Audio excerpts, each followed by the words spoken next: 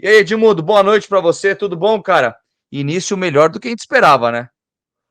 Tudo ótimo, Gui. Uma boa noite a você, boa noite a todos que nos acompanham aqui no canal Mundo Ed. Eu passei o final de semana no sítio de um amigo meu e o domingo tinha tudo para ser perfeito, né? Se terminasse com a vitória do Vasco, já que o Flamengo tinha perdido às 11 horas da manhã, por um bom Internacional de Porto Alegre, que não tem muitos nomes, mas é um time aguerrido, determinado.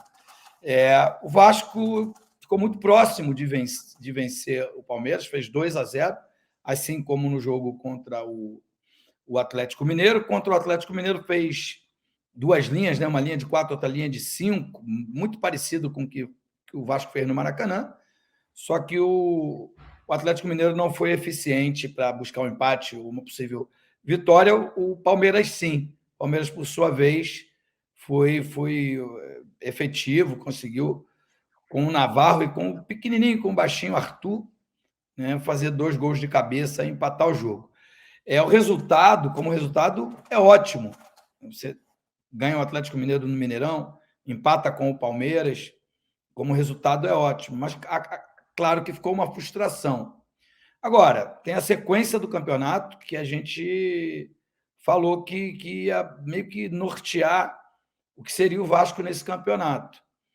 Se ele ganha do Bahia, ele faz 7 pontos, depois ele tem o clássico contra o Fluminense, que provavelmente vai ter ou os mesmos 7, ou 10, ou 9 pontos, porque o Fluminense está bem embalado, jogando futebol espetacular. Encontrou para o banco de reserva dois jogadores excelentes, né? Eu estou falando do John Kennedy e do Lelê, que tem características muito parecidas com os titulares John Arias e Keno. Então, assim, é um Fluminense que se reencontra, se reinventa, se reencontra e que vai dar trabalho. Mas eu fiquei muito satisfeito com o jogo competitivo do Vasco. Não sou de acordo com o time ficar tão lá atrás, sendo sufocado, embora seja o melhor time do Brasil, o Palmeiras. O Vasco estava em casa, diante de 60 mil pessoas, vencia por 2-0. E acho que devia ter mais coragem de tentar matar o jogo, como a gente fala na gíria do futebol, né? Fazendo o terceiro gol.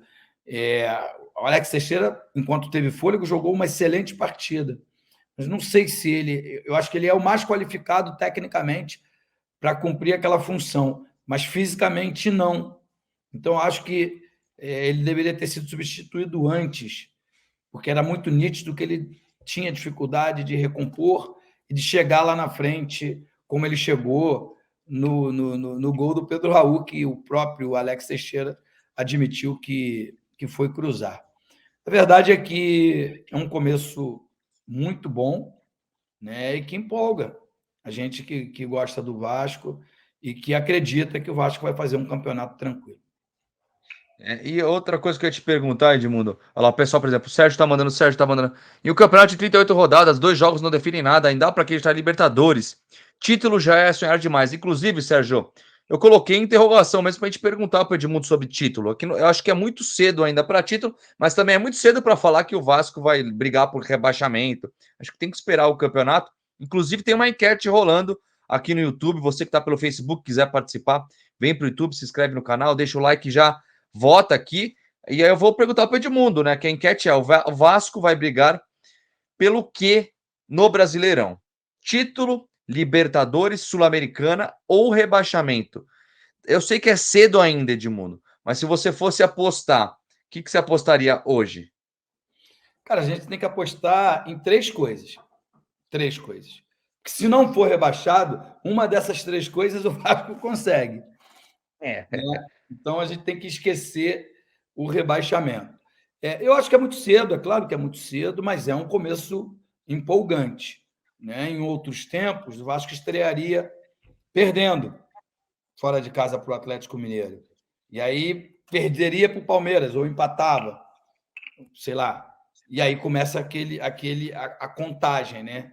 A calculadora a funcionar mais do que o trabalho do dia a dia, porque você começa aquele desespero de chegar o quanto antes possível aos 45, 46 pontos, que te dão uma tranquilidade de permanência na Libertadores, no Campeonato Brasileiro do ano que vem. Eu acho que isso não vai acontecer, né? Mas também não pode vacilar como aconteceu ontem. Por que eu estou dizendo isso? Porque o Palmeiras tinha alguns desfalques. Rony,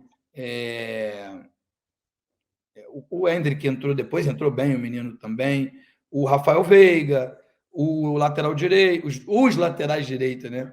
O Palmeiras não trouxe nenhum dos dois, nem Marco Rocha, nem o Mike. Então, assim, o resultado foi ótimo. O resultado foi muito bom, estou muito satisfeito, porque o Vasco jogou de igual para igual. Mas são essas oportunidades que você não pode deixar passar, sabe? Está ganhando 2-0, com uma atmosfera positiva, com o adversário desfalcado. É claro que a gente tem que levar em consideração o tempo de trabalho do Abel à frente do Palmeiras e o tempo de trabalho do Barbieri.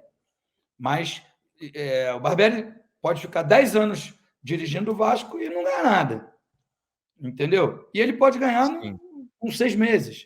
O futebol não tem uma ciência exata, senão todo mundo cumpria a regra, essa cartilha, e nós não teríamos um único campeão.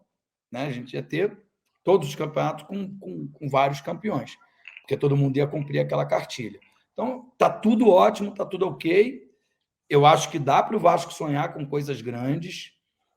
Dizem que no Campeonato Brasileiro, de pontos corridos, né? Foi isso aí, né? Desde 2003, quando o Campeonato Brasileiro se tornou pontos corridos, quem sempre teve elenco grande ganhou. Só que você precisa ter elenco grande quando tem jogo quarto e domingo e quando você está envolvido em outras competições. Infelizmente, o Vasco não está envolvido em outras competições. As primeiras 12 ou 13 rodadas são só de jogos de final de semana. Então, para isso, você não precisa ter um elenco gigante. Sabe? Dá para você recuperar os seus jogadores, dá para você substituir, no caso de um cartão amarelo ou de um cartão vermelho.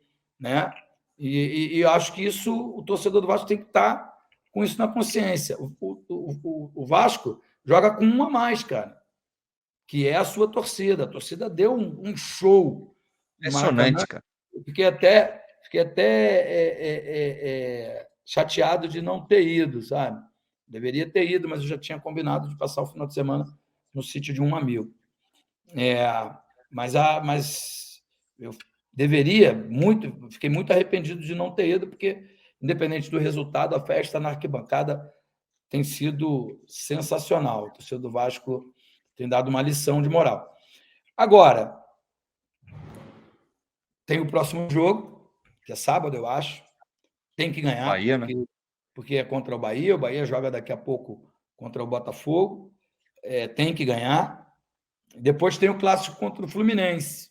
Eu já falei antes, eu acredito que o Fluminense vai chegar ali no confronto contra o Vasco como um dos líderes do campeonato. Aí é um confronto direto. Se você levar jogo a jogo, dá para sonhar com o título. Se você pensar que, na 20ª rodada, na 21ª rodada, você vai ao Allianz Parque encarar o Palmeiras. Caramba, difícil jogar lá na grama sintética, o Palmeiras voando na Copa do Brasil, voando na Libertadores, mas você não pode projetar o 21º jogo. Você tem que viver o terceiro, que é o jogo de sábado. Então, nesse cenário de jogo do sábado, eu estou sonhando com o título, sim, porque sonhar não custa nada. Boa, já só colocando aqui por enquanto, quanto está a enquete está com 550 votos, está dando 62% Libertadores da América, que o Vasco briga por Libertadores. Lembrando que é muito provável que seja G7, pelo menos a Libertadores, G7, G8. Então, eu acho que é algo que o Vasco pode sonhar, mas é o que o Edmundo falou, jogo a jogo. tiveram várias equipes que ninguém apostava que seriam campeãs e foram também. Por que não?